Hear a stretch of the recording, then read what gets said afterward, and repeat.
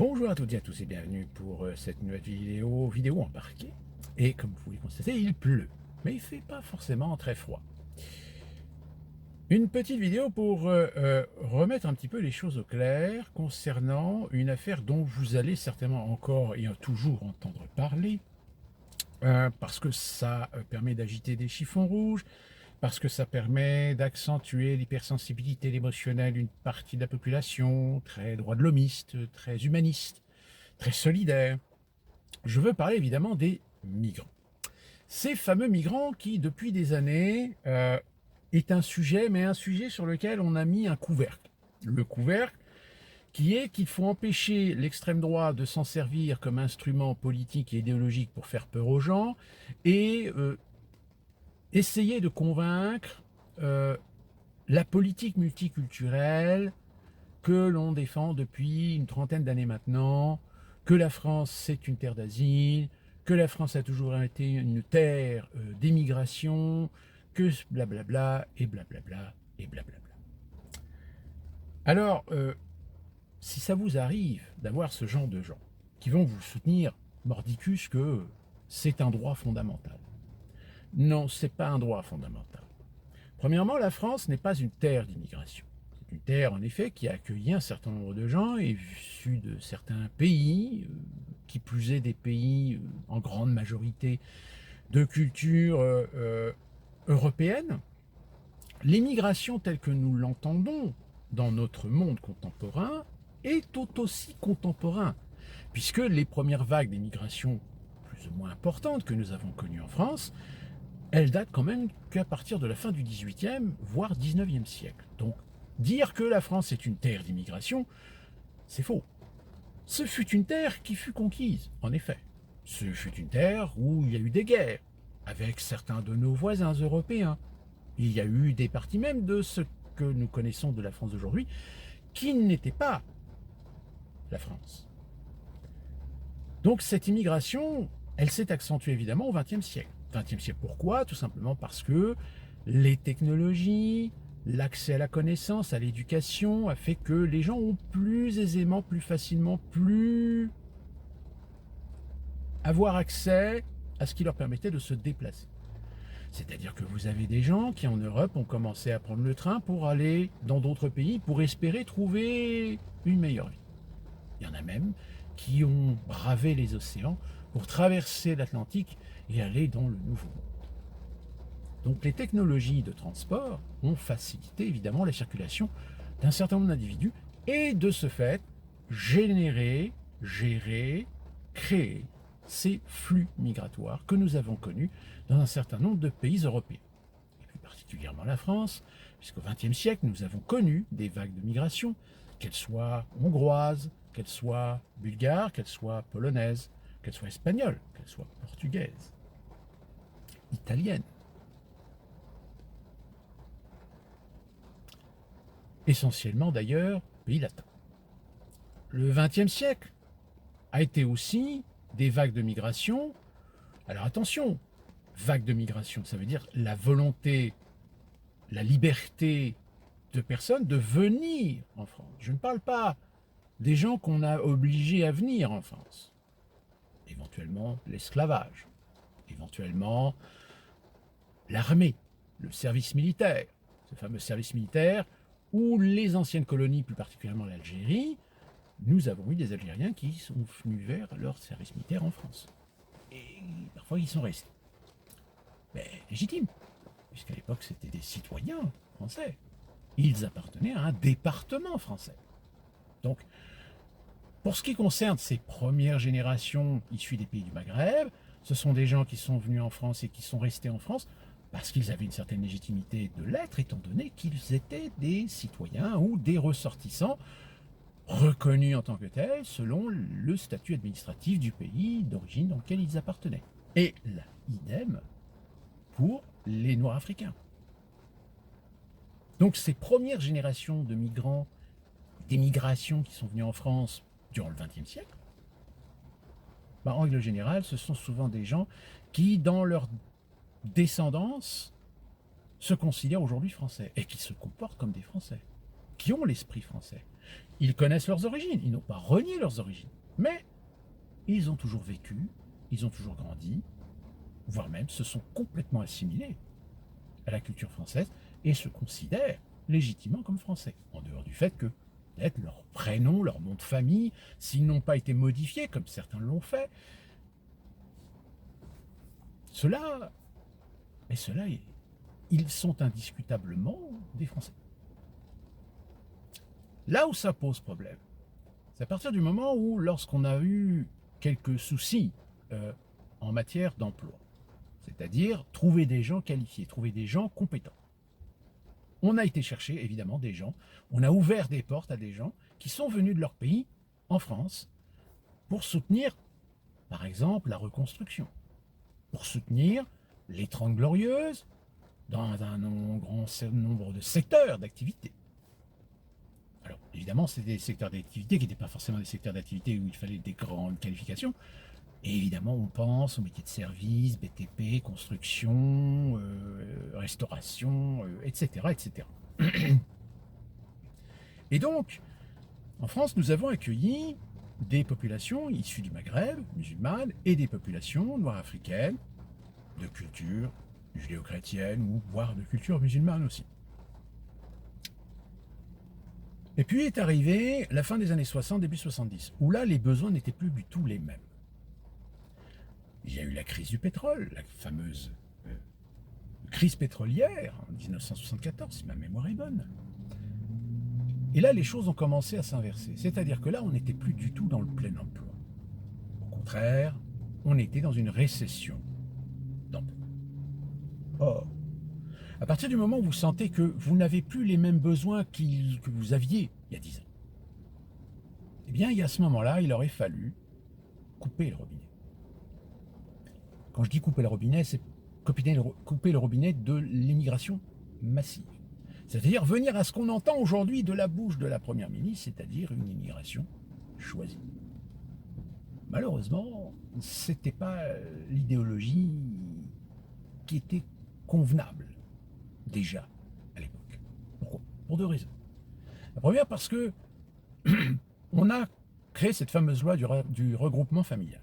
C'est-à-dire que les émigrés qui étaient déjà là sur une ou deux générations, eh bien, ont profité de ce regroupement familial pour faire venir leur famille du bled, du pays. Dans ces familles, malheureusement, il y a des gens pour qui ça a été un choc culturel. Et ce choc culturel s'est répercuté sur leur descendance. Cette même descendance s'est retrouvée confrontée à d'un côté un cocon familial fonctionnant selon des méthodes, selon des traditions. Alors attention, je parle de ceux qui sont restés conservateurs de leur tradition, de leur culture, d'origine. Je ne parle pas de ceux qui, au contraire, sont venus parfois même en France pour donner à leurs enfants une occidentalisation. Et en règle générale, cela leur a apporté bénéfice.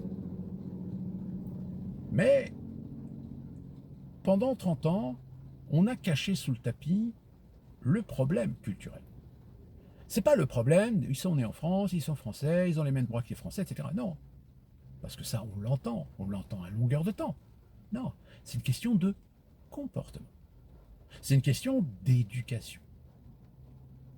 Quand vous émigrez dans un pays, on ne vous demande pas de bannir, de laisser tomber, de renier vos origines, votre culture. Mais vous vivez dans un pays qui a un mode de fonctionnement, qui a une culture, qui a une politique, qui a une idéologie, qui a des mœurs.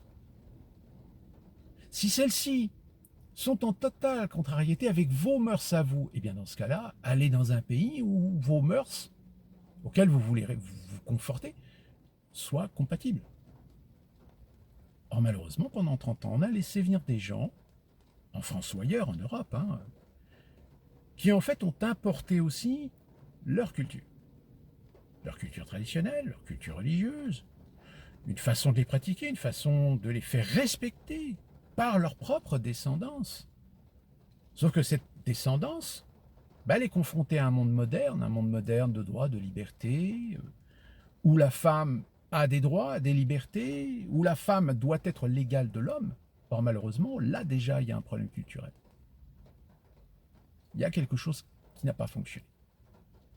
D'où la raison pour laquelle, d'ailleurs, beaucoup de jeunes femmes se sont plus ou moins séparées de leur famille, se sont coupées de leur famille à cause de ça. Parce que leur famille voulait préserver la tradition. Et parmi ces traditions, évidemment, il y a ce fameux mariage au bled, ce mariage arrangé avec des familles notables du bled, ou voire même des familles en France. Si les mœurs sont considérablement évoluées dans ces communautés, dans les jeunes générations, malheureusement, force est de constater qu'on a connu tous des jeunes femmes qui se retrouvent un petit peu coincées par la modernité des droits et des devoirs que la société offre à la femme face à la tradition, au conservatisme du milieu et du cocon familial. Ce qui n'est pas aidé non plus par les frères, les mâles dominants. D'où les relations conflictuelles, d'où de la violence, de la brutalité, conflits individuels, conflits dans les personnalités, dans l'identité. Ce qui provoque des désœuvrements, ce qui provoque des perditions. Surtout quand ce sont des gamins qui évoluent dans la société française avec des camarades qui leur apprennent certaines libertés, mais qui parfois aussi on leur montre qu'il y a des choses qu'il faut emprunter, qu'il y a des choses qui existent, qu'on appelle des droits, qu'on appelle des droits fondamentaux, qu'on appelle des libertés, qu'on appelle le respect. Et ça, malheureusement, ça n'a pas fonctionné chez certains. Sauf que là où ça n'a pas fonctionné chez certains, je vous parle de ça, c'était des gens d'il y a 30 ans. Ces gens ont eu des enfants, qui eux-mêmes ont grandi, ont des enfants. Et force est de constater qu'aujourd'hui, nous récoltons ce que les grands frères des années 90 nous disaient. Attention, vous allez récupérer des jeunes incontrôlables. Des jeunes qui sont de véritables sauvageons. Alors pourquoi je vous raconte ça par rapport, quel est le lien avec l'immigration?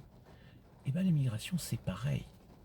C'est-à-dire que quand vous entendez Borne qui dit oui, on va faire de l'immigration choisie, mais comment vous allez faire de l'immigration choisie? Est-ce qu'un migrant, quand il débarque en France, c'est marqué sur son front qu'il est là pour de bonnes raisons, pour se sortir de la merde dans laquelle il est dans son pays, pour essayer de trouver une situation, pour essayer de gagner de l'argent, pour envoyer à sa famille, voire aider sa famille, voire en effet peut-être un exilé de guerre, menacé dans son pays.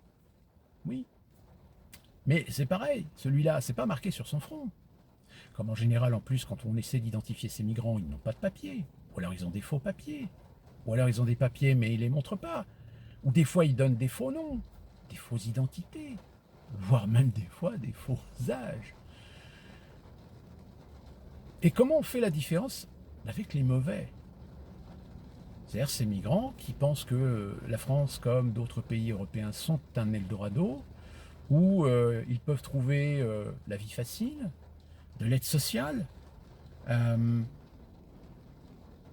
finalement vivre aux frais de la princesse. Alors oui, il y en a qui défendent légitimement. Alors, on a entendu les restaurateurs qui demandaient à ce que soient régularisés les migrants qui travaillent dans leur cuisine, etc. Ils sont super, ils bossent bien, etc.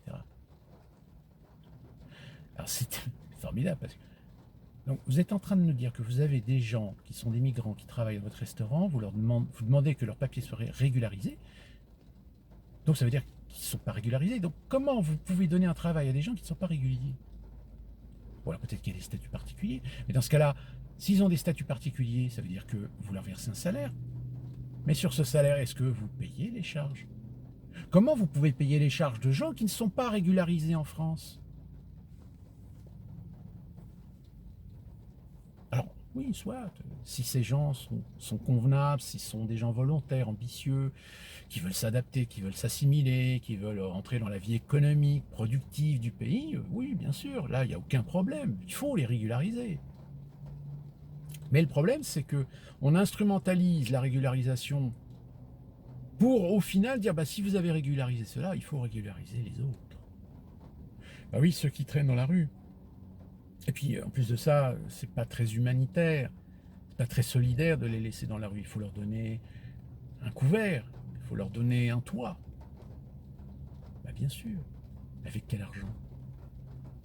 Parce que toutes les associations, même celles qui sont les plus volontaires, même celles qui sont les plus respectables,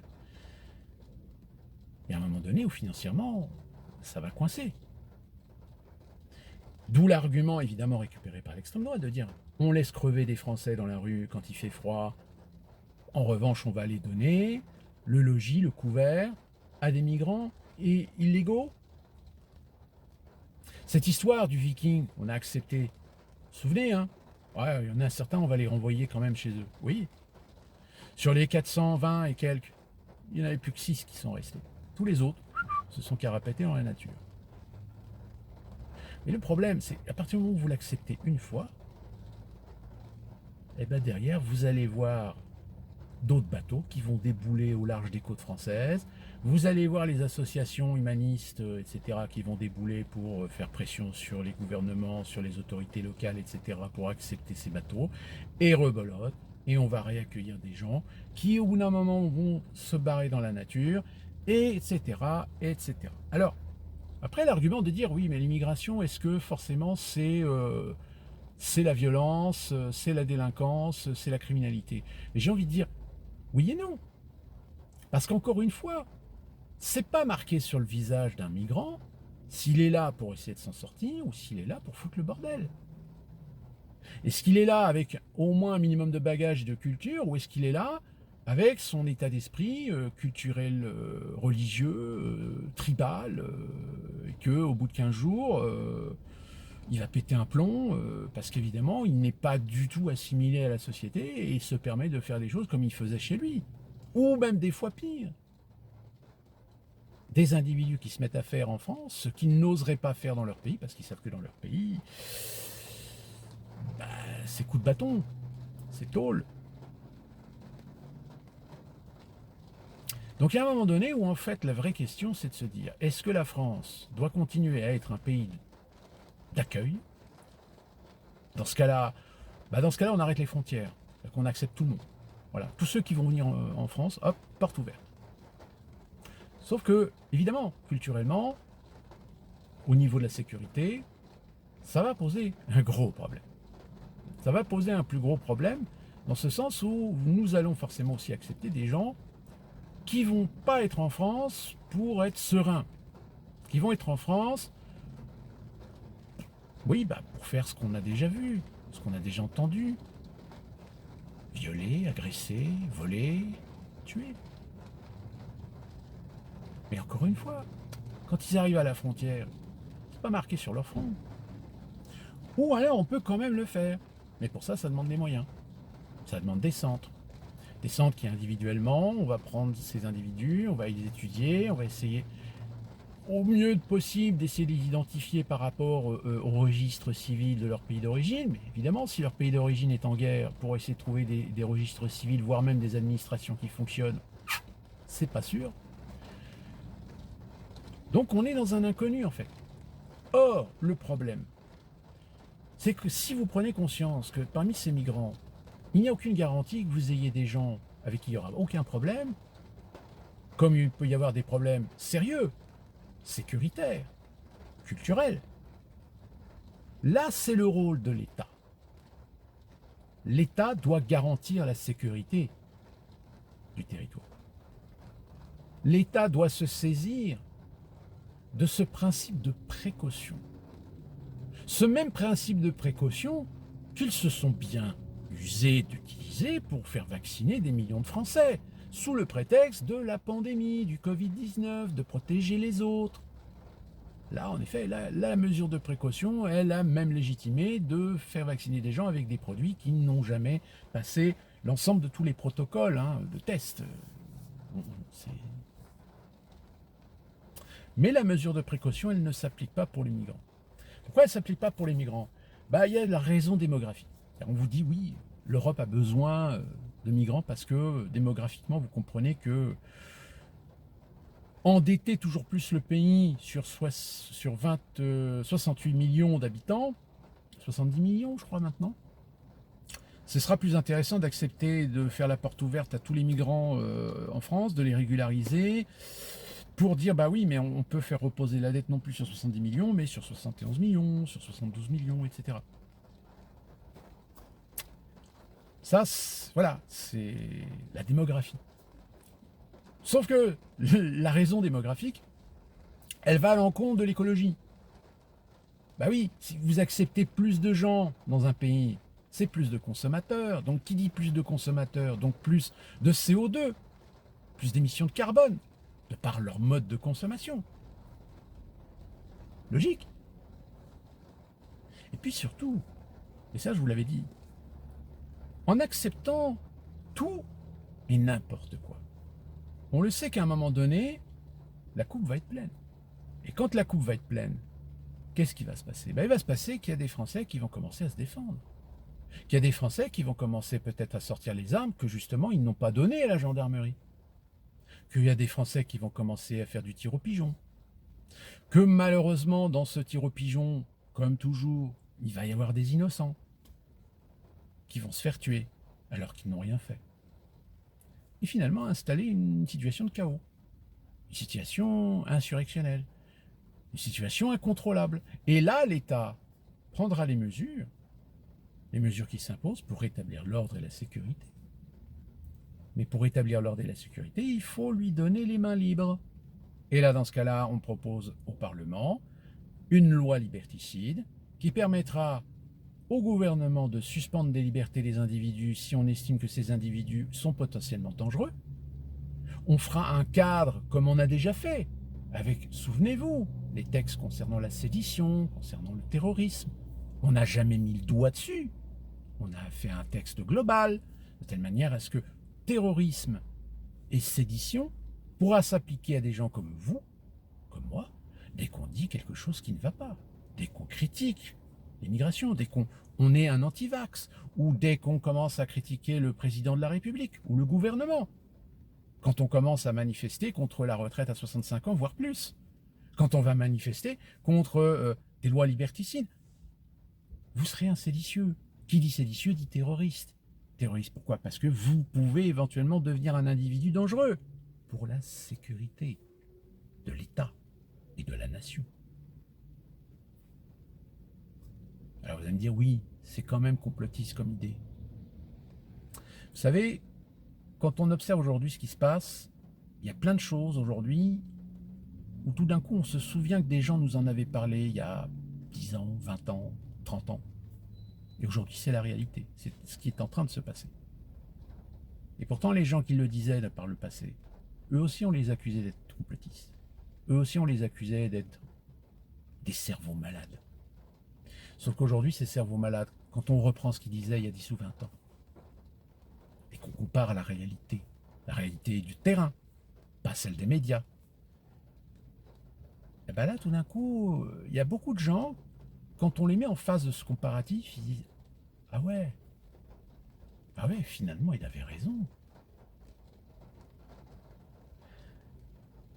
Donc, le sujet de l'immigration sert les intérêts de certains, et plus particulièrement des mondialistes, à finalement foutre le bordel, à foutre le chaos, voire même créer des guerres civilisationnelles en Europe. C'est le but. Et une fois qu'ils auront réussi à pousser le bouchon trop loin, comme je vous l'ai dit, à partir de là, ils ont la légitimité, par l'État, d'instaurer des lois, des principes, des valeurs qui sont finalement liberticides. On vous dira c'est temporaire. Et puis, on a fait une consultation avec le Parlement qui est la représentation du peuple. Donc on a demandé l'avis au peuple par ses représentants. Sauf que vous avez vu l'état aujourd'hui de l'Assemblée nationale. Savez-vous ce qu'ils ont voté pendant la pandémie?